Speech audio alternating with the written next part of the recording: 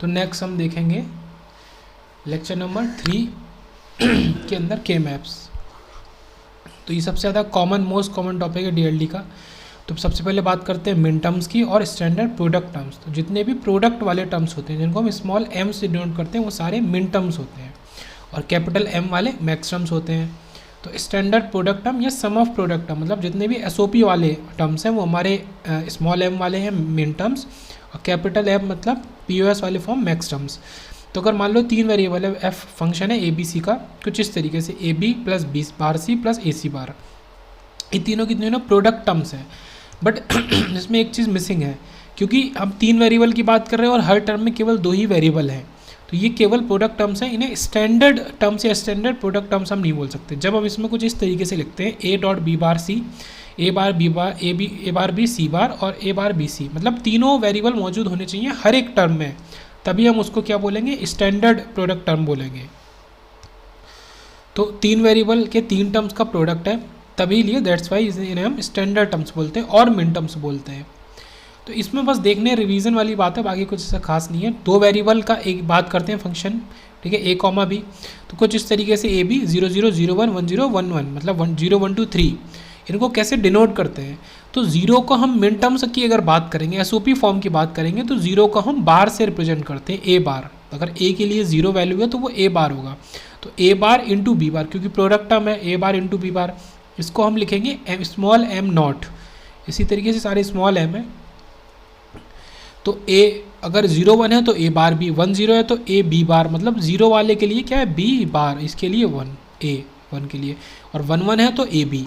इस तरीके से लिखते हैं। 3 वेरिएबल की अगर बात करें तो कुछ इस ऐसी टेबल बनेगी, और इसको हम इस तरीके से लिख सकते हैं A bar B bar C bar, और जो ये है इसको ए बी सी, ये यहाँ लिखे ही हुए हैं, ये लिखे हुए हैं, तो कुछ इस तरीके से लिख सकते हैं 1 1 1 1। फिर फंक्शन की बात करते हैं ए कॉमा बी, तो ये वही चीज़ है am not small am not 0 0 से, और अगर 3 की बात कर रहे हैं तो इस तरीके से 0 0 0 ए बार बी बार सी बार। अब बात कर रहे हैं मिन टर्म्स का पर्पज़ है, क्या है पर्पज़ ऑफ मिन टर्म्स, हमने क्यों पढ़ी, क्यों इसको कॉन्टेक्स्ट में लेके आए। तो इसकी मदद से हम आउटपुट एक्सप्रेशंस निकाल सकते हैं आसानी से फ्रॉम अ ट्रुथ टेबल, ठीक है।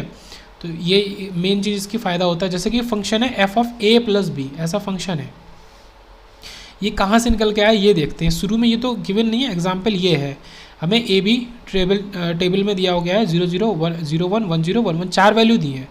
फंक्शन इसके लिए 0 है, बाकी तीनों के लिए 1 है, मतलब हाई है, तो इन तीनों को हम कंसिडर करेंगे। इन तीनों को कंसिडर करने का मतलब कि m1 m2 m3 are present in the function. तो फंक्शन को हम इस तरीके से लिख सकते हैं m1 m2 m3। अब m1 क्या है 0 1 1 0 1 1, अब जहाँ 0 है वहाँ पे बार लगा दो, मतलब a बार b फिर a b बार और फिर a b, ये 3 आ गए। इनको सिंप्लीफाई कर लेंगे, a बार b को ऐसे लिख लेंगे, इसमें से a कॉमन लेके b बार b, ये कट जाएगा तो ये बचेगा a plus a bar b, और इसको लिख सकते हैं a प्लस b। तो विद द हेल्प ऑफ मिन टर्म्स हमने बहुत आसानी से, क्योंकि हमें पता है कि इस लोकेशन पे जो मिन टर्म होगा वो m1 है, इस पे m2 है, इस पे m3 है, तो उनकी मदद से हम आसानी से हम लिख सकते हैं एक्सप्रेशन अपने फंक्शन का। तो ये फ़ायदा होता है। फाइंड मिन टर्म्स स्टैंडर्ड प्रोडक्ट फॉर्म में हमें मिन टर्म्स निकालनी है। एक चीज़ और, standard sum of product expression को हम कैनोनिकल फॉर्म भी बोलते हैं, ओके। तो एसओपी को हम क्या कैनोनिकल फॉर्म भी बोलते हैं, ये इंपॉर्टेंट है। जैसे कि ABCM को इस तरीके से दिया हुआ है, ओके, यहाँ तो तीनों टर्म मौजूद है, इनको हमने लिख लिया उसके हिसाब से। C पे बार है तो वो 0, ये तीनों पे बार है, तीनों 0, ये तीनों 1, फिर उसके हिसाब से निकाल लिया कि ये कौन सा डेसिमल बताता है, 110 M6 को बताता है, ये M0 को या M7, तो ये मिन टर्म्स हमारे प्रेजेंट है। तो इस तरीके से मिन टर्म्स निकाल सकते हैं कि कौन से मिन टर्म्स प्रेजेंट है। जैसे कि इसमें B बार A C बार, यहाँ पे समझना इंपॉर्टेंट है, ओके। जब भी हमें कंप्लीट मतलब कोई भी स्टैंडर्ड एसओपी फॉर्म ना गिवन हो तो उसको हम स्टैंडर्ड बनाते हैं कैसे। बी बार को तो हम लिख देंगे 0 और ए को लिख देंगे 1, सी पे बार है तो उसको लिख देंगे 0। अब इसको जो बचे हुए यहाँ पे जो भी टर्म्स होते हैं शॉर्टकट है। जैसे ए है तो ए के लिए आप क्या लिखो डोंट केयर, और सी के लिए भी डोंट केयर, और यहाँ पे बी के लिए भी डोंट केयर, कुछ भी हो सकता है। डोंट केयर का मतलब डोंट केयर के टू पॉसिबल सॉल्यूशंस हो गए हमारे 0 और 1, तो कुछ भी हो सकता है। तो जब आप बी को लिख दोगे तो उस बी को तो आप लिख ही दो। अब जो वैल्यू बचे, क्योंकि ये 2 वेरिएबल हैं जो कि हमारे अननोन है, तो उनके 4 वैल्यू के सेट होंगे, ओके। 0 0, मैं इसको हाईलाइट भी करता हूँ, 0 0 1 0 0 1 और 1 1। तो ये पूरी यहाँ से 4 हमारे पूरे सेट निकल आए। इसी तरीके से यहाँ पे एक डोंट केयर है तो 2 वेरिएबल हो सकते हैं, 0 और 1। ओके, तो यहाँ से 2 निकल आए। अब इसमें से जो रिपीट हो रहे हैं उनको हटा देंगे, जैसे कि 1 0 0 यहाँ पे भी और यहाँ पे भी 1 1 0 रिपीट नहीं है, तो 1 2 3 4 5 हमारे निकल के आए, 0 1 4 5 6 ये रिपीट हो रहा था। तो इस तरीके से हमने break in all possible term, जितने भी पॉसिबल टर्म्स हो सकते थे सब में ब्रेक कर लिया। इस तरीके से हम लिख सकते हैं। तो ये इसी का शॉर्टकट है कि हम इसके संग क्या लिख सकते हैं, 1 कहीं भी मल्टीप्लाई कर सकते हैं। तो हमने इसमें 1 मल्टीप्लाई किया बी बार में, और उस 1 को हम क्या लिखेंगे, x into X plus X bar. मतलब यहाँ जो a है तो इसको हम a प्लस ए बार लिखेंगे। ओके, तो ये क्या हो जाएगा, a plus A bar into B bar और into C plus C bar. Okay, अब इसको हम मल्टीप्लाई कर आके जो भी टर्म 4 टर्म बनेंगे तो ये इसी हिसाब से किया। तो इसी का शॉर्टकट तरीका ये है कि जहाँ जहाँ जो भी वेरिएबल मिसिंग हो उसको डोंट केयर लिखो और उन सेट का वैल्यूज़ लिख दो 0 1 0 1 के फॉर्म में। तो ये शॉर्टकट हमारा है। यहाँ पे वही चीज़ लिखिए कि आप जहाँ जहाँ आप डैश लगा लो, आप डोंट केयर लिख लो, अपने अपने तरीके करने के। आप वहाँ पे डैश लगा लो और फिर उसकी वैल्यू लिख लो, जैसे कि ये 1 0 तो ये तो दिख रहा है, अब यहाँ पे 0 1 2 हो सकता है, अब इन्हीं वैल्यू को रिपीट कर दो। अब इन 2 वैल्यू के लिए मिन टर्म्स अब लिख लो। तो यही तरीका है मिन टर्म्स लिखने का, और ये बहुत इंपॉर्टेंट है ये शॉर्टकट। फाइंड मिन टर्म्स ABCD 4 वेरिएबल है। यहाँ पे 4 वेरिएबल तो दे दिए, फंक्शन 4 वेरिएबल का है, बट यहाँ पे 4 वेरिएबल है नहीं। यहाँ पे केवल C बार है तो उसको 0 लिख दिया। यहाँ केवल B D है मतलब उसको 1 और 1 लिख दिया। इसमें चारों हैं तो ये केवल एक टर्म निकालेगा, और इसमें 3 है, इसमें 3 है मतलब A का 1, B का 1 और D का 0। ये चीज़ तो हो गई। अब इसमें ये थे, अब इसमें क्या है, डोंट केयर की जगह 2 हमने 0 1 लिख दिया, तो यहाँ से दो टर्म बने 12 और 14, यहाँ से एक टर्म बना। अब BD से क्या बनेगा, BD में 2 डोंट केयर हैं तो इसमें 0 0 1 0 0 1 और 1 1, तो ये 5 13 7 15 4 टर्म यहाँ से निकले, है ना। और यहाँ पे क्योंकि 0 केवल C बार में है, 3 हमारे डोंट केयर है, तो पूरे कितने 8 वैल्यूज़ यहाँ पे बन जाएंगी, पॉसिबल वैल्यूज़ 3 वेरिएबल की। तो उन 8 वैल्यूज़ को लिख देंगे, तो कंप्लीट जब वैल्यू लिखेंगे ये हमारा कंप्लीट सेट ऑफ मिन टर्म्स आ गया इस एक्सप्रेशन का। ये 8 की जो बात हो रही है वो यहीं से हो रही है। ये क्या है, इसमें 0, ये देख रहे होंगे मैं येलो कर रहा हूँ, ये वाला तो 0 हो गया C बार। इसके अलावा ये जो बची हुई वैल्यूज़ हैं इनको 8 वैल्यूज़ में हमने पूरा बांट के लिखा है, और सबको लिख लिया, जो रिपीट हुआ उसको काट दिया। तो यहाँ से हमने पूरा ऐसा निकाल लिया। फिर बात करते हैं सिंप्लीफिकेशन और reduction is done to reduce cost of the design. तो कॉस्ट को कम करने के लिए सिंप्लीफिकेशन किया जाता है। इसको भी चेक भी करेंगे, इसको जस्टिफाई भी कर लेंगे। ओके, कॉस्ट का मतलब कि नंबर ऑफ गेट्स रिड्यूस हो जाए। तो के map is a standard procedure for simplification. ये मेन चीज़ है के मैप की कि वो सिंप्लीफिकेशन के लिए यूज़ होता है। एग्जाम्पल फंक्शन ऑफ ABC की बात अगर कर रहे हैं, कुछ इस तरीके का है M6 और M7। तो ये क्या है 1 1 0, ये 1 1 1। इसी को आप पूरे उसमें से बना दो, ठीक है, गेट्स की मदद से अगर आप बनाओगे तो कुछ ऐसा बनेगा। ये क्या है 1 1 0 मतलब ABC बार, ये क्या है ABC। तो ABC इसका बार यहाँ लगा दो और इसको, और फिर इन दोनों को और कर दो, तो ये फंक्शन बना। अब इसमें कॉस्ट एनालिसिस अगर कोई करे बैठ के, तो ये 3 इनपुट हमारे एंड गेट लग रहे हैं 2। ओके, 2 इनपुट का और गेट लग रहा है 1, और 1 इन्वर्टर लग रहा है। अभी काफ़ी सारे गेट्स हो गए। अगर हम इसी एक्सप्रेशन को उठा के, ये जो एक्सप्रेशन है यहाँ पे हम ये लिखते हैं, इसमें से हम क्या करें, AB को कॉमन ले लें और C बार प्लस C लिख दें, तो ये केवल AB बचा, जिसके लिए केवल एक एंड गेट की ज़रूरत बचेगी। पर ये हमें पता कैसे चलेगा, मिन टर्म्स की मदद से ही पता चलेगा, और के मैप की मदद से भी आगे पता चलेगा। तो ये जो यहाँ पे इतने गेट लग रहे थे, ये 2 1 3 1 4 गेट, उसमें से भी ये 3 इनपुट वाला गेट था एंड, वहाँ केवल 2 इनपुट वाले एक एंड गेट से काम हमारा चल जा रहा है। तो इसका इक्विवेलेंट सर्किट ये है। तो रिडक्शन में काफ़ी कम मदद करता है। दूसरी चीज़, प्रोपोगेशन डिले जो होता है वो भी कम हो जाएगा। हर गेट का अपना खुद का डिले है, तो जितने कम गेट होंगे उतना ही कम डिले होगा। तो के मैप के बेसिक्स देखते हैं। तो पहला तो क्या है, ग्रुपिंग एडजेसेंट मिन टर्म्स लीड्स टू सिंप्लीफिकेशन। तो जब मिन टर्म्स हमको, जो भी मिन टर्म्स हैं हमारे, जो हम देखेंगे अभी इसमें, जैसे ये हमारा होता है इस तरीके का, तो उसमें जब ग्रुप करते हैं तो उससे हमारा सिंप्लीफिकेशन होता है। पहली चीज़, ठीक है, कॉस्ट घटती है, नंबर ऑफ गेट्स घटते हैं, two minterms are said to be adjacent. Adjacent वो कब होंगे? जब वो केवल 1 बिट से डिफर करेंगे। अब ये 1 बिट से डिफर करना हमें किस चीज़ की तरफ इशारा करता है? तो ग्रे कोड की तरफ इशारा करता है। और ये हम देखेंगे भी नंबरिंग में, जब के मैम में हम नंबरिंग करेंगे तो वहाँ पे ग्रे कोड का ही इस्तेमाल होता है। तो एडजेसेंट का मतलब कि जब 1 बिट से डिफर होंगे तभी हम कह सकते हैं कि वो एडजेसेंट है। और सारी चीज़ किसकी बात हो रही है? ग्रुपिंग ऑफ, ठीक है, के मैप मतलब किसके अंदर? के मैप के अंदर किस चीज़ की? मिन टर्म्स की बात हो रही है। या फिर ग्रुपिंग मीन्स और गेट। ओके, और गेट मतलब ये, और गेट मतलब सम की बात हो रही है और सम ऑफ प्रोडक्ट्स की, मतलब वही एसओपी फॉर्म। एसओपी फॉर्म तो यहाँ दिख भी रहा है, ये जो क्या हो रहा है, इनका सम हो रहा है M0 M4 का। फॉर एग्जांपल तो 0 0 0 1 0 0 और फिर इनके यहाँ पे टर्म्स हमने लिख लिए, जिसमें से कुछ कॉमन ले लिया और a बार प्लस a को रिड्यूस करके केवल b बार c बार बच गया। तो अब ये ऐसा क्यों हो रहा है? ये क्या समझने वाली बात है, बहुत इंपॉर्टेंट चीज़ है कि ये उल्टा सा लॉजिक चलता है। हम 1 बिट चेंज क्यों लेते हैं? आप समझिए, अगर M0 M4 को लिया है और यहाँ पे केवल 1 बिट का चेंज हो रहा है, तो 1 बिट चेंज से यहाँ पे क्या चीज़ निकल के आई कि हमने जो कॉमन A था, A में 1 बिट चेंज है, तो जब उसमें 1 बिट चेंज हुआ है तो इसको हम कॉमन ले लेंगे। जब बचे हुए को कॉमन ले लेंगे 0 0 0 0 तो ये कट जाएगा, a बार प्लस a बन जाएगा 1। ओके, तो ये b बार c बार बचेगा। तो ये ऐसा क्यों हो पाया? क्योंकि 1 बिट का चेंज था, ये समझने वाली बात है। और ऐसा क्यों नहीं हो सकता? अगर कभी नहीं हो सकता, क्योंकि वहाँ पे 2 बिट का चेंज या 1 बिट के चेंज से ज़्यादा चेंज होगा। जैसे कि बात करें M1 और M2 की, M1 M2 में सिंप्लीफिकेशन नहीं हो सकता, बिकॉज नॉट एडजेसेंट और no reduction here. Not adjacent क्यों?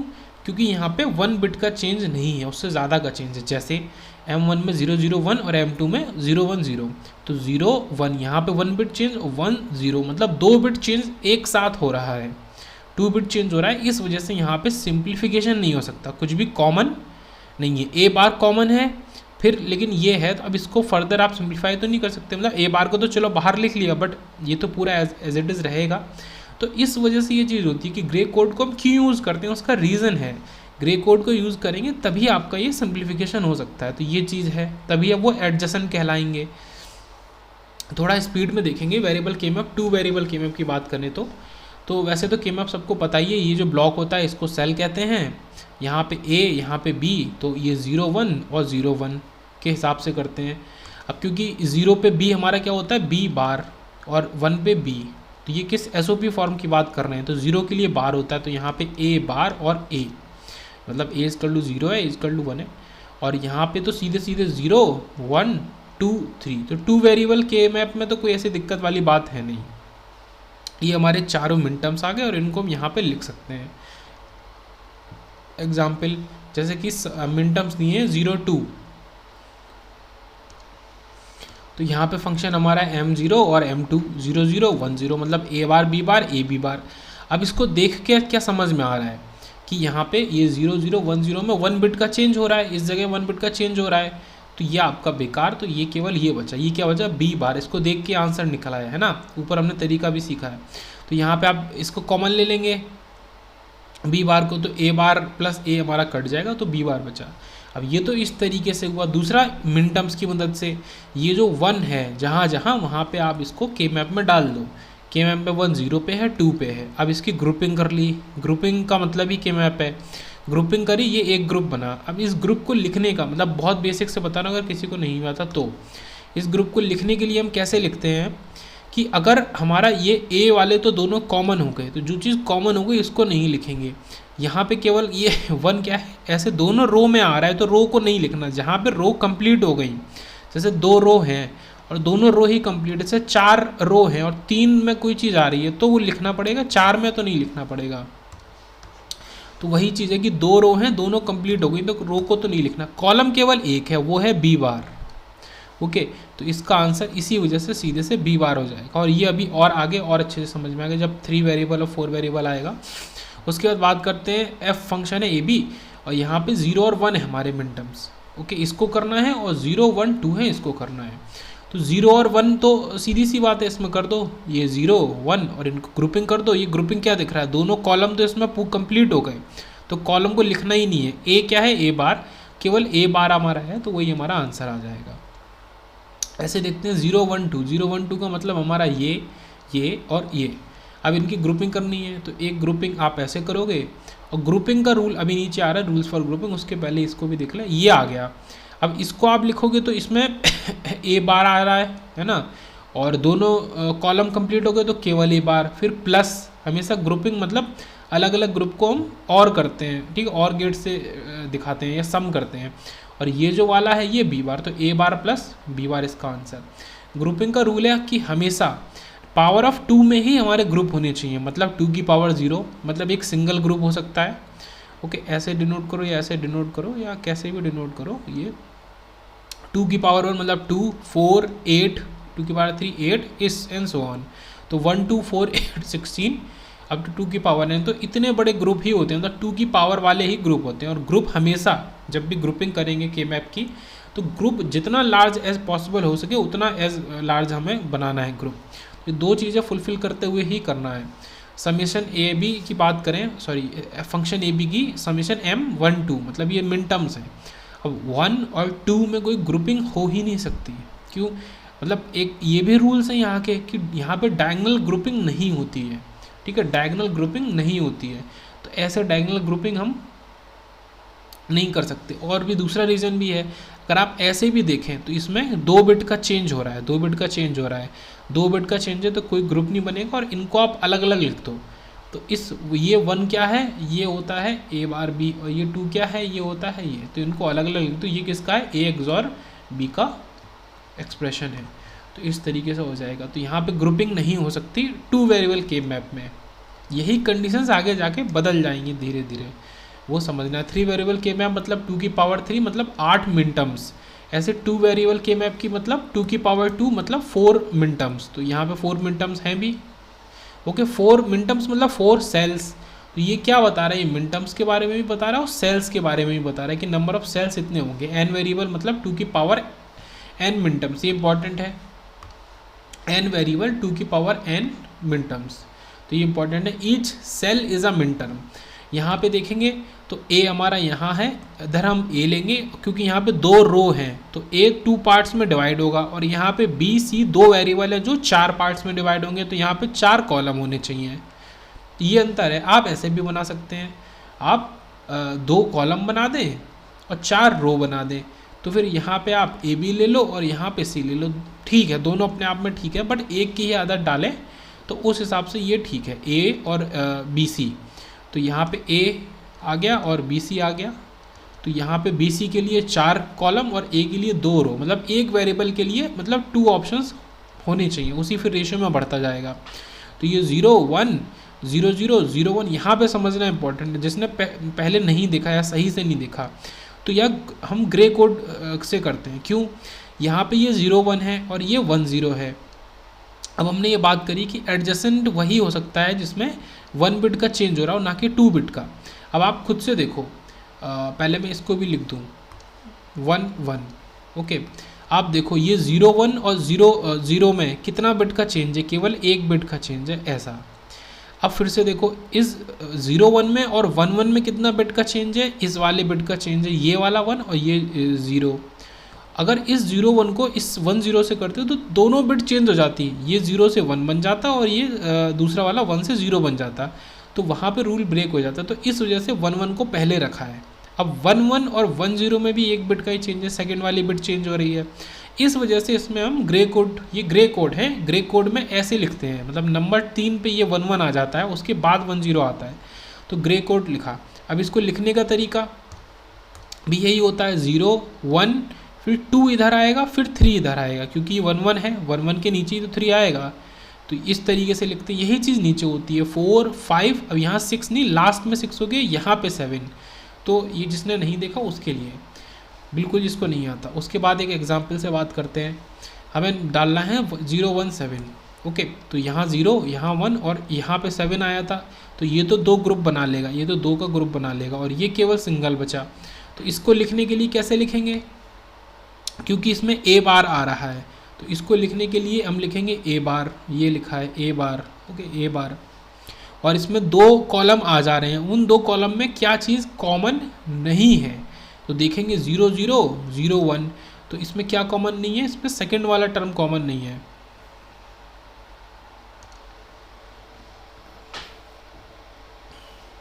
मतलब क्या कॉमन नहीं है उसको हटा देंगे, मतलब जो कॉमन नहीं होता, अगर ऐसे देखें जो हमने लॉजिक भी देखा था, तो जो कॉमन नहीं है जैसे 0 1 ये हट जाएगा, ओके, क्योंकि इसमें आप इसको कॉमन ले लेंगे, ये क्या है बी बार, ये किसके लिए लिखा है, ये बी सी के लिए, ये बन जाएगा सी प्लस सी बार, तो ये कट जाएगा तो बी बार बचेगा, इस वजह से यहाँ ए बार और बी बार बचा।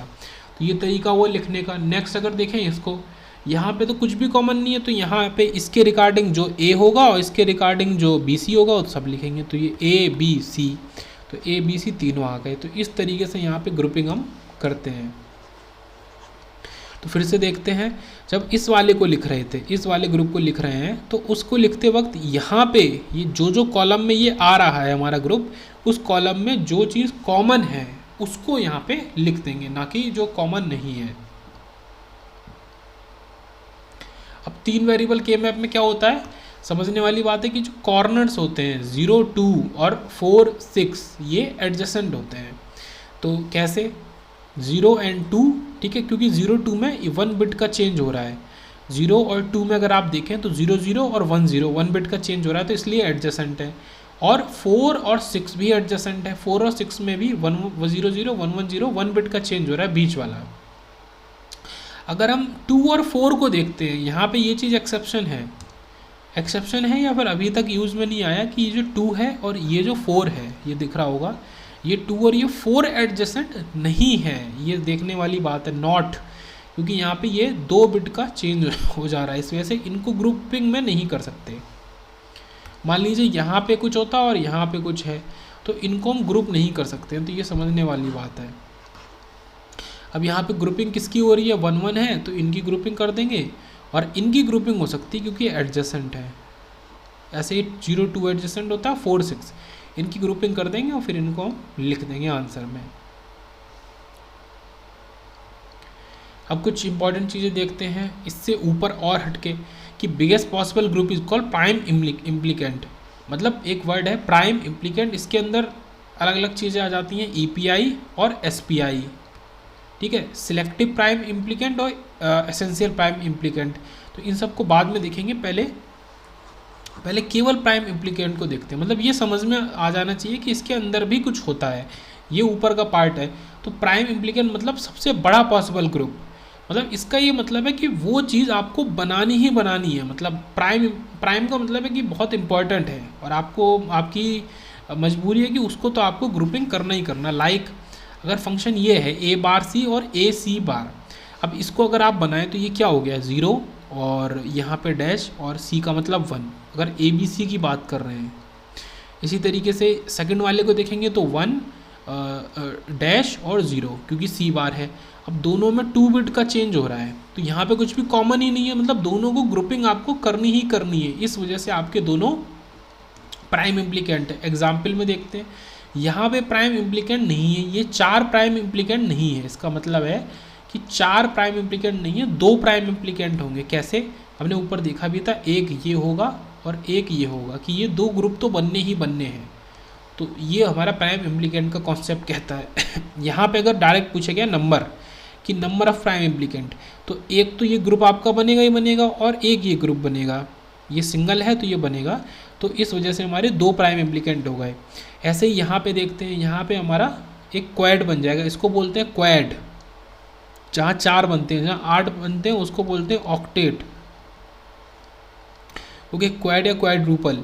तो ये हमारा एक प्राइम इम्प्लीकेंट से ही काम चल जाएगा। सबसे बड़ा लार्जेस्ट पॉसिबल ग्रुप यही है और इससे चारों टर्म कवर हो रहे हैं। मतलब यहाँ पे के मैप में कॉन्सेप्ट क्या लगता है कि सारे टर्म्स कवर होने चाहिए। उसके बाद बात करते हैं रिडंडेंट टर्म्स की। रिडंडेंट टर्म्स क्या होते हैं, जो टर्म्स अननेसेसरी हैं, जिनकी ज़रूरत ही नहीं है। जैसे कि अभी देखते हैं, अगर आपको दिया है फंक्शन ए बी सी मिन टर्म से 0 1 3 7 है ना, 0 1 3 7, तो 0 1 3 7 मतलब 0 1 और 3 और 7, आप इनको बनाओ। अगर इनको हम ग्रुपिंग करते हैं कुछ इस तरीके से, एक ग्रुप तो हमारा ये हो गया, एक ग्रुप तो हमारा ये हो गया, तो ये तो अभी सही वाला केस है, तो पहले इसी को देख लेते हैं। ये ग्रुपिंग करी, अब यहाँ पे दो प्राइम इम्प्लीकेंट्स निकल के आ रहे हैं। क्यों? क्योंकि एक तो ये ज़रूरी था ग्रुप होना, और एक लार्जेस्ट पॉसिबल ग्रुप ये भी ज़रूरी था।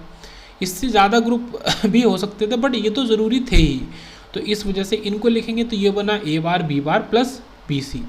अब इनमें कुछ भी कॉमन नहीं दिख रहा है, ठीक है। यहाँ पे 2 बिट का चेंज है, 2 बिट का चेंज है, तो इसको आप ड्रॉ करेंगे तो इतने गेट्स लग रहे हैं, ए का भी बार, बी का बार, फिर यहाँ सी और बी दोनों, और इनका एंड इसके और में जाके, तो मिनिमम इतने गेट लग रहे हैं।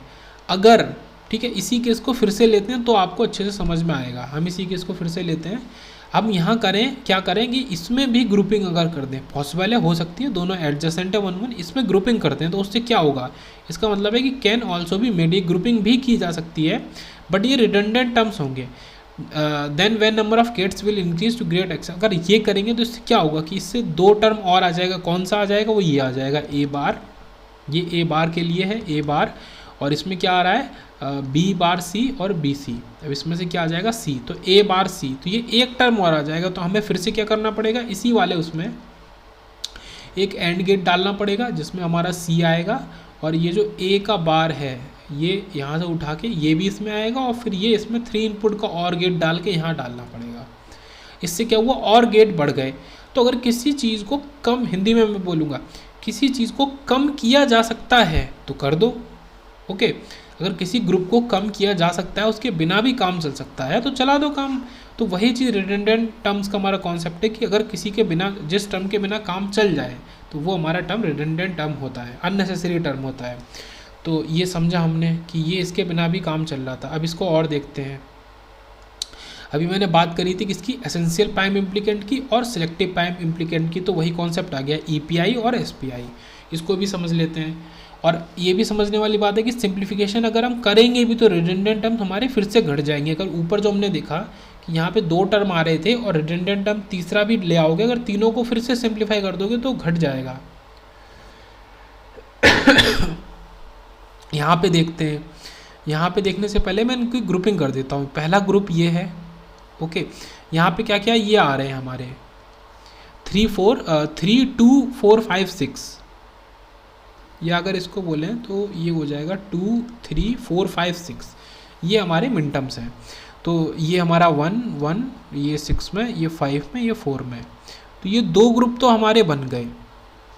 ये 2 ग्रुप यहाँ पे भी एसेंशियल हैं, बनाने ही बनाने हैं। किस वजह से बनाने हैं वो भी समझने वाली बात है, वो समझ लेते हैं। बिकॉज अभी तक अगर हम देखें इसमें, तो ये वाला जो 1 है, मैं इसको हाईलाइट करता हूँ, ये वाला जो 1 है इसकी ग्रुपिंग और तो कहीं हो ही नहीं सकती, इसका ग्रुप केवल इस वाले 1 से ही बन सकता है। तो ये तो ग्रुप बनना ही बनना था, और सिमिलरली इस वाले 1 के लिए भी इसकी ग्रुपिंग भी कहीं और से नहीं हो सकती, इसी 1 से होगी। ऐसा ही केस यहाँ था। तो 2 ग्रुप तो बन गए। अब समझिए कि जिन ग्रुप को बनना ही बनना था उनको तो हम क्या बोलते हैं, एसेंशियल प्राइम इम्प्लीकेंट बोलते हैं। अब प्राइम इम्प्लीकेंट 2 तरीके के हो सकते हैं, एक तो एसेंशियल है, उनका बनना ज़रूरी है, एक उसका भी बनना ज़रूरी है, बट वो 2 तरीक़ों से बन सकता है, उसको समझते हैं। जैसे कि ये वाला 1, ये जो 1 है और ये यहाँ पे भी, या आप इसको 6, ये 6 है, इसको आप इस वाले इसके संग 4 के संग बना दो, ठीक है, कॉर्नर एलिमेंट का कॉन्सेप्ट लगा दो, या इसको उसके ऊपर वाले से ज्वाइन कर दो। ये इसमें भी इसके ऊपर से ज्वाइन हो सकता है, और ये इसमें भी कॉर्नर से बन सकता है, बट आप एक ही तो चॉइस पकड़ोगे। तो जिस हमारे प्राइम इम्प्लीकेंट के लिए 2 चॉइस आ जाएँ, मतलब ये भी प्राइम इम्प्लीकेंट है, बिकॉज इस 1 को भी छोड़ना नहीं है। 6, ये जो 6 नंबर वाला हमारा मिड टर्म है, इस पे जो 1 है इसको छोड़ना नहीं है, ये भी प्राइम इम्प्लीकेंट है, बट ये अलग तरीके का। इसके लिए 2 ऑप्शन हमें मिल रहे हैं। तो जिस भी प्राइम इम्प्लीकेंट के लिए अगर कोई ऑप्शन नहीं है तो वो एसेंशियल प्राइम इम्प्लीकेंट है, और जिस प्राइम इम्प्लीकेंट के लिए ऑप्शन है एक से ज़्यादा, वो हमारा सिलेक्टिव प्राइम इम्प्लीकेंट है। हम उसमें सेलेक्ट कर सकते हैं। जैसे कि यहाँ पे ए बार बी, ये ए बी बार है, और ए बार बी, तो ये दोनों टर्म तो इधर इधर कॉमन हो गए, ओके। अब यहाँ पे जो बी सी बार बोलेंगे और ए सी बार बोलेंगे, ये अलग है। क्यों? क्योंकि यहाँ पे हमने अलग तरीके का ग्रुप चूज़ किया और यहाँ पे हमने अलग तरीके का ग्रुप चूज़ किया। बाकी आप इसमें वैल्यू रखेंगे ए बी सी की, तो वैल्यू हमें सेम मिलेगी, क्योंकि दोनों फंक्शन एक ही हैं। क्योंकि दोनों को रिड्यूस करेंगे तो ये जो एक्सप्रेशन है ये दोनों के मिन टर्म्स सेम है। तो यहाँ पे जो 6 है ये कैसा है, सिलेक्टिव प्राइम इम्प्लीकेंट है, क्योंकि इसके पास 2 चॉइसेस हैं, ठीक है, can choose any one of 2। तो अब समझ में आएगा एसेंशियल प्राइम इम्प्लीकेंट और सिलेक्टिव प्राइम इम्प्लीकेंट का कॉन्सेप्ट। यहाँ पे पूछ रहा है कि find number of essential prime implicant. इसमें देख लेते हैं तो इसमें ये ग्रुप तो बनेगा ही बनेगा, क्योंकि ये जो बीच वाला वन है ये कहीं और से नहीं बन सकता, ऐसे ही ये भी बनेगा। तो यहाँ पे 2 प्राइम इम्प्लीकेंट है, यहाँ पे भी 2 हैं, ओके, यहाँ पे भी साफ साफ दिख रहा है कि 2 ग्रुप बनने ज़रूरी हैं। यहाँ पे देख लेते हैं, यहाँ पे क्वाड बन सकता है, आसानी से क्वाड बन सकता है, इस वजह से यहाँ पे क्वाड ग्रुपिंग एक प्राइम इम्प्लीकेंट है केवल और केवल। यहाँ पे समझने वाली बात है, ये जो 1 है ये इससे एडजेसेंट है, फिर ये 1 इससे भी एडजेसेंट है, और ये वाला 1 है वो इससे एडजेसेंट है, ये अपने ऊपर वाले से एडजेसेंट है। तो हर कोई किसी ना किसी से ये ऐसे साइकिल टाइप का बन गया, तो ये एडजेसेंट है इसलिए इसको ये क्वाड बन गया। ऐसे ये 4 1, अब ये 4 दिख रहा है कि इनमें कोई ग्रुपिंग नहीं हो सकती है, ओके। तो यहाँ पे चारों एसेंशियल प्राइम इम्प्लीकेंट हो गए। आगे देखते हैं, एक बहुत ही इंपॉर्टेंट क्वेश्चन देखते हैं। यहाँ पे क्या है, ये UPSC CSC civil services examination का जो ऑप्शनल पेपर होता है जो इलेक्ट्रिकल से लिखते हैं, तो उसमें क्वेश्चन पूछा है, ये 10 मार्क्स का क्वेश्चन है। यहाँ पे बोला है कि प्रूव फंक्शन ABC इस समेशन M 0 1 2 5 6 7, ये 6 मिन टर्म्स है, हैज़ 2 मिनिमल फॉर्म्स। इन्होंने बोला है कि इसके पास 2 मिनिमल फॉर्म्स हैं, या ओनली 2 ही मिनिमल फॉर्म्स होंगे, तो ये इंपॉर्टेंट है, इम्प्रूव करना है। सो इसको हम बनाते हैं। इसको बनाने के लिए हमारे पास ये 0 1 2 और उसके बाद 5 6 7, ये इतने जगह हमारा 1 आ गया। अब इसकी ग्रुपिंग अगर करते हैं तो ग्रुपिंग में ये ग्रुप ज़रूरी होना है, उसके बाद एक ग्रुप ये ज़रूरी होना है, एक ग्रुप ये ज़रूरी होना है। बट ये तो यहाँ तक की बात आई। अगर देखें तो ये वाला जो 1 है ये किसके संग बना सकता है, इसके संग एडजेसेंट, क्योंकि कॉर्नर एलिमेंट है, बना सकता है। ये वाला 1 है ये अपने नीचे वाले के संग बना सकता है, ये वाला 1 इसके संग बना सकता है। तो हर एक 1 के पास 2 ऑप्शन है, मतलब यहाँ पे कोई भी एसेंशियल प्राइम इम्प्लीकेंट नहीं है, 0 एसेंशियल प्राइम इम्प्लीकेंट। ऑल 3 जो है वो क्या है, all are selective prime implicant. हर एक 1 के पास 2 चॉइसेस है, और each term has 2 options to select from, ये वही बात हो गई। तो इसको हम क्या बोलते हैं, साइक्लिक पीआई बोलते हैं, इसको साइक्लिक प्राइम इम्प्लीकेंट का कॉन्सेप्ट बोलते हैं, जहाँ पे 0 एसेंशियल प्राइम इम्प्लीकेंट हो, हर कोई सेलेक्टिव प्राइम इम्प्लीकेंट हो। अब इसको करने के कितने तरीके हैं, इसको करने के बहुत तरीके हैं, क्योंकि एक 1 के पास 2 ऑप्शन है और इतने सारे 6 1 है, तो 12 ऑप्शंस बन जाएंगे, कुछ ऐसे ही पेयर बनेंगे इतने ऑप्शंस का करीब करीब। तो इसको किया कैसे जाए, इसको करने का सीधा सा तरीका है, आप किसी भी एक 1 को पकड़ो, ओके, किसी भी एक 1 को पकड़ो। मानो मैंने इस 1 को पकड़ा है, ओके, इस 1 को पकड़ा है। अब मैंने इसको फिक्स कर दिया और मैंने इसकी ग्रुपिंग इसके संग कर दी। अब जो बचे हुए हैं, जब इसकी ग्रुपिंग इसके संग हो गई तो ये 1 तो इंक्लूड हो गया।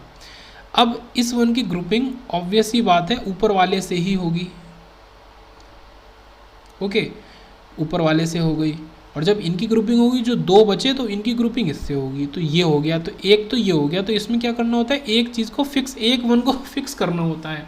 तो एक तो मिनिमल एक्सप्रेशन ये बना, एक हमारा ये बना मिनिमल एक्सप्रेशन, मतलब कि कम से कम प्राइम इम्प्लीकेंट्स को सिलेक्ट करो। हर कोई सेलेक्टिव प्राइम इम्प्लीकेंट है, बट कम से कम 3 प्राइम सेलेक्टिव प्राइम, मतलब 3 SPI को हम चूज़ कर लेंगे तो हमारा काम चल जाएगा। सेम चीज़ यहाँ पे हमने मान लो इसको फिक्स किया, इस वाले 1 को पकड़ के इस ग्रुप को फिक्स कर दिया, इसका ग्रुप इसके संग बना के फिक्स कर दिया,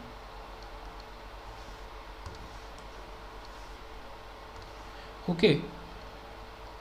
अब क्या करेंगे, अब जब ये 1, ये 6 वाला 1, ये 6 वाला 1 इसके 7 वाले के संग फिक्स हो गया, तो अब ये इसके पास तो एक ही ऑप्शन बचा है कि ये एडजेसेंट ग्रुपिंग करे इसके साथ। अब जब इतना हो गया तो ये 1 किसके संग बनाएगा, इसके संग, ताकि कम से कम हमारे ग्रुप बने, तो 3 ग्रुप बने, तो 3 ग्रुप बने। तो ये भी एक तरीके का मिनिमल एक्सप्रेशन हो गया। मिनिमल एक्सप्रेशन का मतलब कि कम से कम इतने प्राइम इम्प्लीकेंट्स या फिर सेलेक्टिव प्राइम इम्प्लीकेंट तो चाहिए। तो इसके पास 2 हमारे मिनिमल एक्सप्रेशन बने, क्योंकि हमने एक वन मतलब ये वाला जो ग्रुप था, मैं इसको हाईलाइट करता हूँ, इसको मैंने फिक्स किया है इस वाले वन को, ये 7 वाले वन को, इसको मानते हुए हमने ग्रुपिंग करी है, एक बार ऐसे एक बार ऐसे, और दो ही तरीके से हो सकती है। सो आगे बढ़ते हैं अब। 3 इनपुट मेजॉरिटी फंक्शन, ये क्वेश्चन है, ये एक 3 इनपुट का मेजॉरिटी फंक्शन है। Okay, the input is high when in ones, जब ones are majority at the sorry when ones are in majority at the input, else output is low. मतलब input तभी high होगा जब input में one जो है वो मेजॉरिटी में हो, मतलब कि number of one number of zero से ज़्यादा हो। तो अब यहाँ पे तो नंबर ऑफ वन है ही नहीं, तो आंसर 0। यहाँ पे एक वन है, 2 0 तो भी 0, यहाँ पे भी एक वन 2 0 तो भी 0, यहाँ पे 2 1 है इस वजह से 1, यहाँ पे भी वही कॉन्सेप्ट, एक 1 है इस वजह से 0, यहाँ पे 2 1 है इस वजह से 1, और फिर यही चीज़ यहाँ पे, और यहाँ तो 3 1 है, 0 तो है ही नहीं, तो यहाँ पे, तो इस वजह से हमारा ये चीज़ आ गई कि यहाँ जहाँ जहाँ हमारा आ रहा था यहाँ 1 आ गया। अब इन सबको 1 को उठा के हमने डाला यहाँ पे, तो ये हमारा 1 1 और 1 1 ये हमारे बने, 3 5 7 6 पे बने। अब यहाँ पे दिक्कत क्या आ रही है कि इस 3 वाले 1 को बनाने के लिए इसकी ग्रुपिंग इससे करनी पड़ेगी, इस 6 वाले 1 को बनाने के लिए इसकी ग्रुपिंग इससे करनी पड़ेगी, और 5 वाले 1 को भी ग्रुप बनाने के लिए इसकी ग्रुपिंग इससे करनी पड़ेगी। मतलब हमें 3 एसेंशियल प्राइम इम्प्लिकेंट चाहिए ही चाहिए।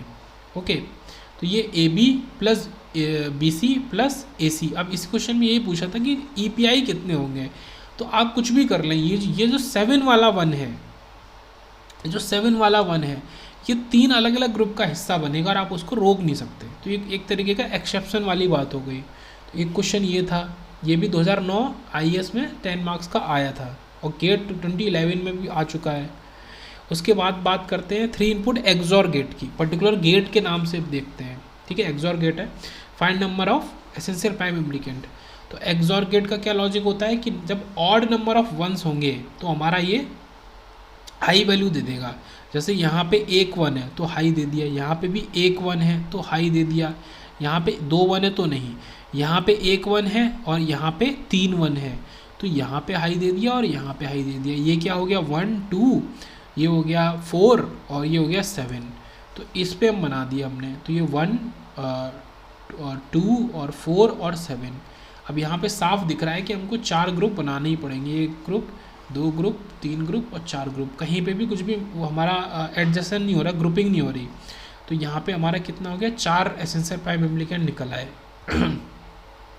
ओके, तो 3 इनपुट का ऑड फंक्शन भी बोलते हैं, और इसीलिए ऑड नंबर ऑफ वंस पे ही हाई होता है। 3 इनपुट एक्सॉर गेट की अगर बात करें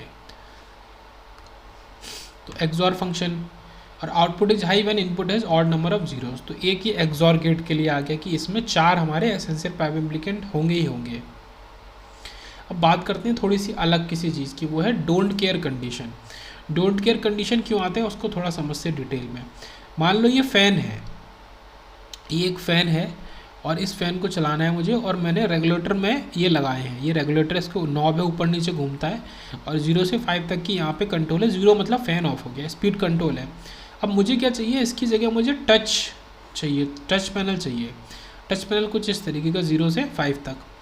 अब इस टच पैनल में मैं टच करूँगा, मान लो मैंने 1 टच किया तो इसमें से सिग्नल निकल के जाएगा, इसमें से क्या निकल के जाएगा 0 0 1, और वो सिग्नल जाएगा वहाँ पे एक ड्राइवर सर्किट लगा हुआ है। ड्राइवर सर्किट क्या करता है वो भी समझ लेते हैं। ड्राइवर सर्किट की डेफिनेशन कि अगर आप इनपुट में कुछ दे रहे हैं, मान लो आपने 1 पे प्रेस किया, ये आपने प्रेस किया है, इस पर आपने प्रेस किया, टच किया है, तो इसका मतलब है कि ये 1 उसको समझेगा, और 1 का मतलब है कि इतने वोल्ट वो सप्लाई कर देगा फ़ैन को, मतलब उसके अकॉर्डिंग स्पीड बढ़ जाएगी। 0 वोल्ट 50 वोल्ट 100 वोल्ट 150 180 220, तो ऐसे आपके अलग अलग वैल्यूज़ के लिए स्पीड बढ़ जाएगी। तो ये क्या होता है कि जो इसके इनपुट में आता है ड्राइवर सर्किट के, उसी के अकॉर्डिंग वोल्टेज सप्लाई कर देता है फ़ैन को, जिससे उसकी स्पीड कम ज़्यादा हो जाती है।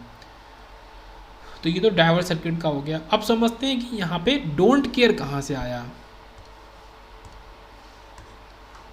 तो डोंट केयर के आने का कॉन्सेप्ट क्या है कि सपोज़ यहाँ पे हमने लगाया 1 0 1, ओके, मैंने कुछ और दबाया, मैंने मान लो किया 4 पे टच किया, 4 का मतलब है 1 0 0। ओके, ये मैंने मान लो टच किया है। उसके बाद क्या हुआ कि किसी नॉइज़ की वजह से 101 तो वैसे भी वैलिड है, मान लो 4 दबाया या 5 दबाया कुछ भी, अब नॉइज़, एक्सटर्नल नॉइज़ की वजह से यहाँ पे जो 0 था ये क्या बन गया, ये बन गया 1। अब ये क्या है, ये 7। अब 7 तो यहाँ पे है ही नहीं। ओके, 7 तो यहाँ मौजूद ही नहीं है। तो इनवैलिड इनपुट अगर कभी हम दे देते हैं गलती से या पहुँच जाता है सिस्टम के अंदर, ड्राइवर के अंदर, तो उसकी वजह से जो आउटपुट हमें मिलता है वो होता है डोंट केयर। इनवैलिड इनपुट की वजह से जो आउटपुट मिलता है वो होता है डोंट केयर। तो let we give 100 but due to bit corruption along wire noise it becomes 110 new. Now what happen, ठीक है, अब क्या फैन में होगा। तो इन्होंने ये एग्जांपल लिया है कि अगर आप 100 दे रहे हैं, ओके, आप 4 दे रहे हैं, वही वाला एग्जांपल 100 और वो 110 हो जा रहा है, ना कि 101, 110 हो जा रहा है। तो 110 होने पे ये क्या है, ये इनवैलिड है, ये तो ग्रुप मतलब इनपुट में है ही नहीं। तो इस इनवैलिड इनपुट की वजह से जो हमें आउटपुट मिल रहा है तो वो डोंट केयर होता है। अब इसको यूज़ कैसे करते हैं डोंट केयर को, तो एक क्वेश्चन देखते हैं। फंक्शन है हमारा समीशन, मतलब मिन टर्म्स हमारा 2 3 6 तो मेन है, और ये जो डी लिखते हैं इसको आप डी लिखो या एक्स करके लिखो, तो ये डोंट केयर है। डोंट केयर 5 और 7 कुछ इस तरीके से है कि यहाँ यहाँ यहाँ 3 जगह 1 है और यहाँ पे 2 जगह जो इनवैलिड आउटपुट है, मतलब ये हमारे आउटपुट आ ही नहीं सकते हैं, मतलब ये इनपुट इनवैलिड है, मतलब इसके लिए आउटपुट हमारा गलत हो जाएगा। तो 101 और 110 ये हमारे डोंट केयर हो गए। अब इसको आप 2 तरीके से कर सकते हैं। डोंट केयर का मतलब समझते हैं, काम समझते हैं। ये नॉट यूजिंग डोंट केयर, जब आप डोंट केयर को यूज़ नहीं करेंगे तो आप एक ग्रुप ये बनाएंगे और एक ऊपर से नीचे बनाएंगे। तो ए bar B plus B C बार बना। इसको इम्प्लीमेंट करने के लिए आपको 5 गेट चाहिए। ओके, अगर आप डोंट केयर को यूज़ कर लेते, जैसे कि आपने इस वाले डोंट केयर को यूज़ कर लिया और आपने क्वेड बना लिया, इस डोंट केयर को यूज़ कर सकते थे। अब डोंट केयर का क्या मतलब होता है कि 1 भी हो सकता है 0 भी हो सकता है, हमें परवाह नहीं है, वी डोंट केयर। सो यहाँ क्वेड बन गया। इस क्वेड को जब आप लिखेंगे तो वो केवल आ जाएगा बी। तो केवल सिंगल एक गेट का यूज़ करके, और गेट भी नहीं बफर का यूज़ करके आप सीधे से, या फिर डायरेक्ट वायर का यूज़ करके, अब देखिए ये कुछ इस तरीके का था। यहाँ पे डॉ नहीं है, यहाँ पे डॉ कर देते हैं। सो मान लो ये ऐसा कुछ फंक्शन है, ए बी सी ये ब्लॉक है, इसमें आपको आउटपुट एफ मिल रहा है जो कि है बी। तो आप क्या करोगे, यहाँ से सीधे वायर दे दोगे, सीधी सी बात है, तो आपको मिल जाएगा। तो ये डोंट केयर का फ़ायदा है। डोंट केयर से इतना ज़्यादा कॉस्ट रिडक्शन जो मेन चीज़ें हो जाता है, नंबर ऑफ गेट्स घट जाते हैं, टाइम डिले घट जाता है। अगर आप इसमें सिंप्लीफाई करें, ये 1 1 2 है, ये 2 डोंट केयर है, तो यहाँ पे डोंट केयर की कोई ज़रूरत नहीं है। No need to take don't care. यहाँ पे डोंट केयर है, ये क्वेड ऑलरेडी बन गया है, तो भी डोंट केयर को लेने की कोई ज़रूरत नहीं है। तो ऐसा भी होता है कि जब आपको लगता है कि डोंट केयर की ज़रूरत है, तभी आपने हमेशा कोई ज़रूरत नहीं होती डोंट केयर को लेने की। ये भी समझने वाली बात है। फिर मिन टर्म्स तो हमने समझे ही, अभी तक मिन टर्म्स पे ही बात हो रही थी। स्टैंडर्ड प्रोडक्ट टर्म्स होते हैं, बट अब बात करेंगे मैक्स टर्म्स की। मैक्स टर्म्स क्या हो गया हमारा, स्टैंडर्ड सम टर्म्स, मतलब POS, प्रोडक्ट ऑफ सम वाले। तो मिन टर्म का मतलब है कुछ ऐसा। मिन टर्म्स क्या होते हैं, मैक्सम उसका बिल्कुल अपोजिट होता है। यहाँ पे क्या है, रिवर्स एवरीथिंग, हर चीज़ को रिवर्स कर दो आप। यहाँ 0 0 के लिए बार होता है, यहाँ पे 0 के लिए बार नहीं होता, यहाँ 1 के लिए बार होता है। यहाँ अगर 1 1 है तो ए बार और प्लस, क्योंकि क्या है ये सम टर्म्स है, बी बार, ओके, ए बार प्लस बी बार 1 1 के लिए। तो यहाँ उल्टा हो जाएगा, और एंड की जगह यहाँ मतलब प्रोडक्ट की जगह जो बीच में डॉट है उसकी जगह प्लस आ जाएगा। उसके आगे देखते हैं, फंक्शन है ए बी करके ये, तो 1 1 0 0। अब यहाँ पे ये भी समझने की बात है कि एक दूसरे के कॉम्प्लीमेंट होते हैं। अगर हमारा 1 और 4 ये हमारे मिन टर्म्स हैं, समेशन एम, तो मैक्स टर्म को हम डिनोट करते हैं पाई से, कैपिटल पाई है, एम कैपिटल एम, और ये हमारे क्या हो जाएंगे, जो ये नहीं है वो ये हो जाएंगे। मतलब ये हमारा ये सॉरी ये मैं लिख रहा था, तो ये हमारे हैं 0 और 3, तो 1 और 2 हमारे ये आ गए, जो यहाँ से दिख रहा है कि 0 और 3 हमारे ये क्या हैं, हमारे मिन टर्म्स हैं। मतलब एसओपी फॉर्म वाले मिन टर्म्स हैं। और जो बचे हुए हैं M1 और M2, जिनको कैपिटल M1 M2 लिखा, ये पीओएस की मदद से ये मैक्स टर्म हो गए। तो जो ये होते हैं वो ये नहीं होते, जो ये नहीं होते वो ये होते हैं, मतलब समझ रहे होंगे आप। तो इनको हम जीरो से डिनोट करते हैं, मतलब मैक्स टर्म्स को, जो जीरो है वो मैक्स टर्म है, जहाँ पे आउटपुट में जीरो मिल रहा है मतलब वो मैक्स टर्म है, और जहाँ आउटपुट में 1 मिल रहा है मतलब वो मिन टर्म है। ये समझने वाली बात है। ओके, इनको इस तरीके से लिखते हैं A bar B bar plus A B, ये मिन टर्म्स है, और इनको ए प्लस बी बार और ए बार प्लस बी, ये मैक्स टर्म है, और ये दोनों सेम है। ओके, ये नॉर दिखा रहा है, ये नैंड है, ये दोनों सेम है, ये समझने वाली बात है यहाँ पे। अब देखते हैं फंक्शन ए बी सी, ये मिन टर्म्स है 1 3 4 6, एसओपी और पीओएस दोनों निकालने हैं। ओके, तो एसओपी के लिए तो इनको यूज़ कर लो, कोई दिक्कत नहीं है। ये 1 3 का ग्रुप बन जाएगा, 4 6 का ग्रुप बन जाएगा, और इनको लिख दो तो कोई दिक्कत नहीं है। ए बार सी और ए सी बार, ये तो एसओपी मिल गया। अब पीओएस के लिए हमें मैक्स टर्म की ज़रूरत पड़ेगी। अब बहुत ईजी है, जहाँ यह 1 है, जहाँ जहाँ कुछ भी नहीं था वहाँ 0 है, तो यहाँ इसमें जो जो जगह बची हैं मैं इसको दोबारा मार्क करके दिखाता हूँ। ये हो गया, ये हो गया और ये हो गया, तो सेम चीज़ यहीं पे यहाँ पे ग्रुप बन गया, ये ग्रुप बन गया और ये बन गया, ये इसके संग एडजेसेंट हो गया 0 2, तो इनको लिख दो, ये ए प्लस सी और ए बार प्लस सी बार, तो ये आ गया। ओके, ये पीओएस फॉर्म आ गया। तो हमेशा याद रखेंगे, पीओएस फॉर्म पूछा तो मैक्स टर्म को यूज़ करके ग्रुप बनाएंगे। अच्छा, ग्रुप बनाने का भी देख लेते हैं थोड़ा सा। अब जब ग्रुप बनाएंगे तो इसमें वही चीज़ करेंगे कि ये ए बार है और ये ए है। ओके, तो यहाँ पे उल्टा होता है हर चीज़। ये तो हमने जो ग्रुपिंग करी है, ये ए बार और ए, और ये सब ये हमने किसके हिसाब से करी थी, एसओपी के हिसाब से करी थी। पीओएस में हम कर रहे हैं, ये पीओएस है, तो ये जो वाला जो ग्रुप है, चलो एक एक ग्रुप करके देखते हैं। ये जो ए है, ये यहाँ पे ए नहीं, ए बार लिखा जाएगा, फिर प्लस किया जाएगा डॉट की जगह, ये समझने वाली बात है। उसके बाद ये यहाँ पे ये है। अब इन दोनों में कॉमन क्या है, इन दोनों में कॉमन निकल के आ रहा है सी। ओके, तो सी नहीं लिखने के बजाय सी बार लिखेंगे, तो ये यही चीज़ यहाँ पे लिखी है। तो इस तरीके से ग्रुपिंग करते हैं, उल्टा कर देते हैं, मतलब हर चीज़ उल्टी हो जाएगी एसओपी पीओएस में, मिन टर्म और मैक्स टर्म में। अब इसकी बात करते हैं, मिन टर्म से 0 1 2 3, तो मैक्स टर्म जो बच जाएंगे वो हो जाएंगे। तो मिन टर्म्स हमारे हैं 0 1 2 3, मतलब यहाँ पे 1 है तो बचे हुए जगह पे 0 हो गया। अब इसका क्या बन जाएगा, इस तरीके का क्वाड बन जाएगा,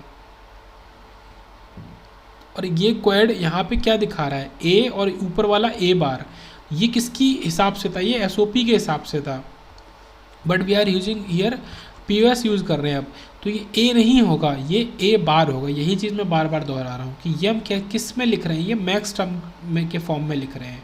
ओके, ये हमारा ये केवल ए बार क्या है, आप कैसे बता सकते हो ये क्या है, दिस इज़ पीओएस फॉर्म। अगर इसी ए बार को हम एसओपी फॉर्म में लिखते तो ये हमारा ए हो जाता केवल, समझ रहे हैं आप, सॉरी ए बार ही रहता क्योंकि सेम तो सेम रहेगा, बट क्योंकि हम इसका ग्रुपिंग करते जो ऊपर है। अब इसके हिसाब से तो ये ए दिख रहा है, बट क्योंकि दोनों सेम रहने चाहिए, आप मिन टर्म को यूज़ करो या मैक्स टर्म को, तो ये दोनों सेम रहने चाहिए, इसलिए ए बार दोनों में हो जाएगा। फिर उसके बाद बात करते हैं 4 वेरिएबल के मैप की। तो 4 वेरिएबल के मैप में कुछ ज़्यादा नहीं है, 4 वेरिएबल मतलब 2 की पावर 4 मिन टर्म, 16 सेल्स या 16 मिन टर्म्स। ओके, यहाँ पे ये समझने वाली बात है ग्रुपिंग कैसे करते हैं, नंबरिंग कैसे करते हैं। तो 0 1 और फिर 2 और 3 हमने पीछे भी सीखा था। ओके, 4 5 6 फिर इधर 7। अब क्योंकि तीसरा वाला जो टर्म होता है वो उठ के दूसरी तरफ चला जाता है लास्ट में, तो यहाँ पे तीसरी वाली रो भी हमारी हट जाएगी। ओके, तो तीसरी वाली रो उठ के लास्ट रो बन गई, तो वो 8 9, ठीक है, 7 के बाद 8 9 और 10, फिर इसके बाद ये 11 और लास्ट टर्म हमारा यहाँ। अब बच्चे वालों को मैं करता हूँ येलो से, तो 0 1 2 3, ये 3 4 5 6 7, फिर 8 9 10 11 और 11 के बाद फिर यहाँ रो शुरू होगी 12 13 14 और लास्ट में ये 15। तो अब देखो ग्रुपिंग हाईलाइटिंग करी तो थोड़े अच्छे से ग्रुप दिख रहे होंगे, तो इस तरीके से ग्रुप बनते हैं। अब यहाँ पे हमारे पास मिन टर्म्स है 0 1 2 3 5 15, तो 0 1 2 3 तो ये चारों हो गए और 5 हो गया और 15 हो गया। तो यहाँ पे हमारे ग्रुपिंग करेंगे तो कितने ग्रुप बनेंगे, एक ग्रुप तो एक क्वाड बन गया, साफ साफ दिख रहा है, फिर ये एक डबलेट बन जाएगा और ये सिंगल ग्रुप बन जाएगा। तो 3 हमारे एसेंशियल पाइप इम्प्लीकेंट हो गए, इनको हम यहाँ पे ये ग्रुपिंग कर देंगे।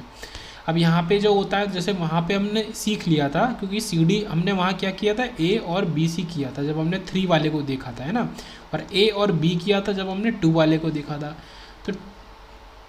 तो 4 वेरिएबल हमारा लगभग शुरू हो गया था इस BC से ही। तो यहाँ पे AB और CD मतलब 2-2 का ग्रुप होता है ऑल्टरनेट, तो वहाँ पे हमने पहले ये 0 1 ये सब करना सीख लिया था 3 वेरिएबल में। कुछ भी नहीं है, बस वही चीज़ अब हमने अब कॉलम वाइज भी कर दी और रो वाइज भी कर दी है, जो डबलिंग हमने यहाँ पे करी है, ठीक है। 2-2 वेरिएबल को लेके आए AB और CD को एक साइड में। तो ये चीज़ हमने पहले 3 वेरिएबल से सीखी, वही चीज़ यहाँ है, ठीक है, बाकी सब वही चीज़ें हैं। यहाँ पे एक चीज़ और समझने वाली है और वो इम्पॉर्टेंट है वेरी ज़्यादा, वो ये है कि 4 वेरिएबल के मैप में कॉर्नर्स एडजेसेंट होते हैं। कॉर्नर्स का मतलब कि ये तो होते ही होते हैं, मतलब ये वाले कॉर्नर्स, ओके, ये ओके, बट ये चारों ही एक दूसरे के मतलब टोटल फॉर्म में होते हैं, मतलब 0 2 8 और 10, मतलब ये 0 ये वाला, ये 2 8 और 10 चारों एडजेसेंट है। मतलब आप इन 4 अगर इन 4 जगह जहाँ मैंने येलो से बनाया है, इन 4 जगह अगर 1 मौजूद है तो आप क्वाड बना सकते हैं इनका, ओके। तो 0 2 4 6 12 14 8 10 ये भी एडजेसेंट है, ओके। इसका मतलब ये जो बचे हुए हैं हो गए ये वाले, ये इसके संग एडजेसेंट है और ये इसके संग एडजेसेंट है, ओके। तो ये चीज़ है। तो 0 2 4 6 12 14 और 8 10, और इसी तरीके से 0 8 मतलब मैं अगर मैं इनको हटा दूँ जो पहले से बने हुए थे, ओके, इस सबको हटा देता हूँ मैं। ये क्या कह रहे हैं कि आपका जो ये ग्रुप है, ये ग्रुप भी एडजेसेंट है और ये ग्रुप भी एडजेसेंट है, और उसके बाद ये ग्रुप तो है ही एडजेसेंट। तो ये सारे हमारे कॉर्नर्स एडजेसेंट होते हैं यहाँ पे, तो ये सारे यहाँ पे लिखे हुए हैं। तो ये चीज़ समझने वाली है, मतलब 4 अलग अलग जो कोने हैं वो तो हैं ही, ओके। इसी तरीके से हम करते हैं। तो यहाँ पे हमें मैक्स टर्म दिए हैं 1 4 6 9, तो मिन टर्म्स क्या होंगे, इनके अलावा जो भी बचा सब मिन टर्म्स होंगे। तो POS पूछा, POS के लिए मैक्स टर्म की ज़रूरत थी, मिन टर्म्स की ज़रूरत वैसे भी थी नहीं। तो 1 4 6 9 पे हमने बना दिया। तो ये 1 है, ये 4 है, ये 6 है और ये 9 है, ओके। अब यहाँ पे ग्रुपिंग कर दी, तो ये इसका ग्रुप इसके नीचे वाले से हो गया, बस इतना।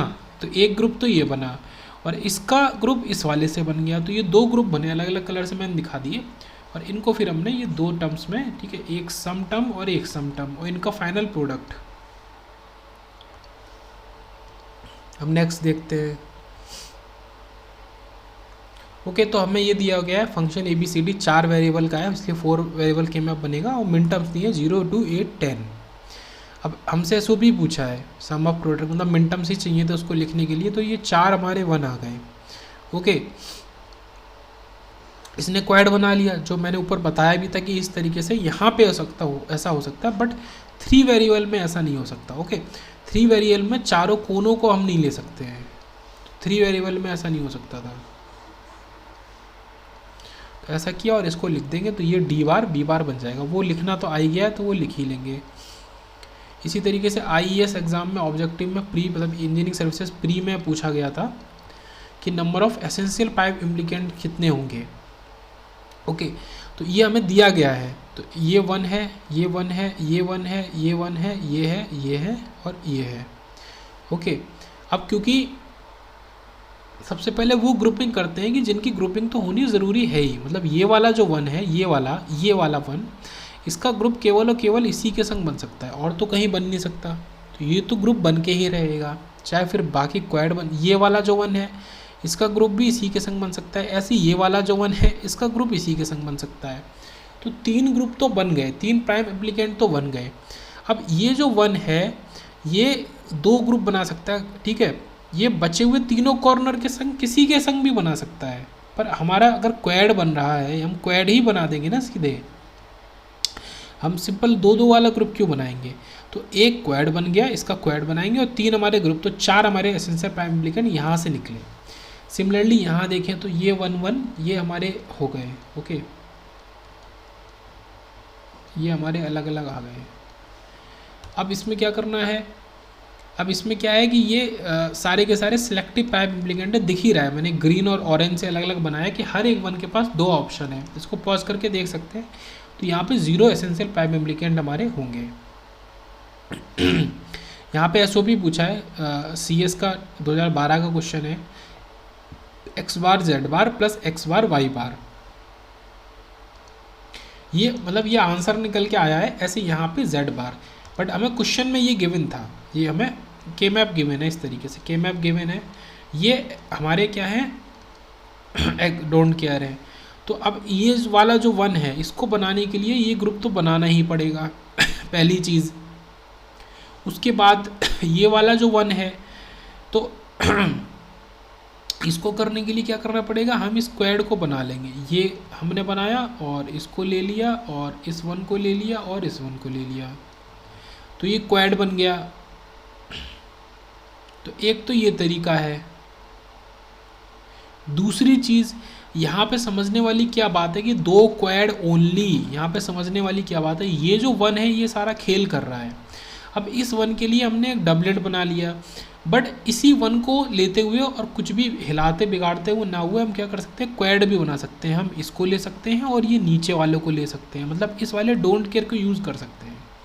तो ये जो डबलेट बनाया इसको मैं मिटा दूँ, ये जो डबलेट है इस डबलेट की ज़रूरत नहीं है, इस डबलेट की जगह हम ये क्वाड बना सकते हैं। तो यहाँ पे 2 क्वाड बन जाएंगे, थोड़ा अलग तरीके का ये है, तो ये समझने वाली बात है। ऐसे यहाँ पे साफ दिख रहा है। अब पहली बार ऑक्टेट आया देखने के लिए कि ये हमारा ऑक्टेट होता है, ये जो बना है इसमें ये हमारा ऑक्टेट है, तो ऑक्टेट है, इसका आंसर सीधे जेड बार आ जाएगा। उसके बाद बात करते हैं, और ये ऊपर वाले में जो 2 क्वाड बनने थे वो कंपलसरी थे, बनाने ही बनाने थे। अब एक एक्सेप्शन की बात कर लेते हैं कि कहाँ पे नहीं बनता। जैसे कि अगर आपको कुछ इस तरीके का के मैप दिया गया है, ये हमारे 1-1 और 1-1 और 1-1 और 1-1 है, ओके। अब यहाँ पे समझने वाली बात है कि इस वाले 1 को बनाने के लिए हमको ये ग्रुप तो लेना ही पड़ेगा, क्योंकि ये 1 और किसी के संग ग्रुप नहीं बना रहा है। ऐसे ये वाला 1 इस ग्रुप के संग ही बना रहा है ये वाला 1 इसके संग ही बनाएगा और कहीं नहीं बनाएगा, और ये वाला 1 इसके संग बनाएगा, ओके। तो चारों के चारों एसेंशियल प्राइम एम्प्लीकेंट है, मतलब ये 4 ग्रुप तो बनेंगे ही बनेंगे। अब दिक्कत क्या आ रही है कि ये क्वाड बन रहा था, तो यहाँ पे एक्सेप्शन है कि क्वाड की ज़रूरत ही नहीं है, सारे के सारे हमारे जो 1 है वो कवर हो गए, और सारे के सारे EPI से ही कवर हुए हैं, एसेंशियल प्राइम एम्प्लीकेंट से ही कवर हुए हैं। तो ये एक तरीके का एक्सेप्शन केस हो गया, ओके। ये जो बीच वाला क्वाड है इसको मैं हटाऊँ, इस क्वाड की ज़रूरत यहाँ पे नहीं है।